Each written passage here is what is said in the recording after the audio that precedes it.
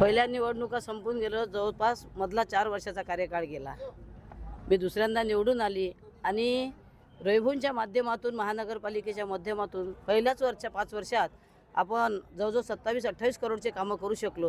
विकासाचे कामं प्रभागाच्या चौफेर केल्यामुळे आणि नागरिकांचा विश्वास संपादन केल्यामुळे, त्यांना पूर्ण वेळ दिल्यामुळे आज नागरिकांनी मला प्रचंड मताने निवडून दिलेला आहे. कोणत्या मुद्द्याला घेऊन निवडणुकीला सामोरं गेलं? मुद्दा स्वच्छता, दिवाबत्ती, आरोग्य, बेरोजगारी, महिलांचं सक्षमीकरण, खूप साऱ्या गोष्टी आहे ज्या येणाऱ्या काळात आपण पूर्ण करण्याचा प्रयत्न करू. विरोधात बलाढ्य उमेदवार उभे होते.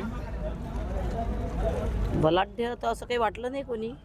आगंतुक आणि नवीन उमेदवार होते. त्यांनी सुद्धा आपल्या परीने ताकद लावली आहे.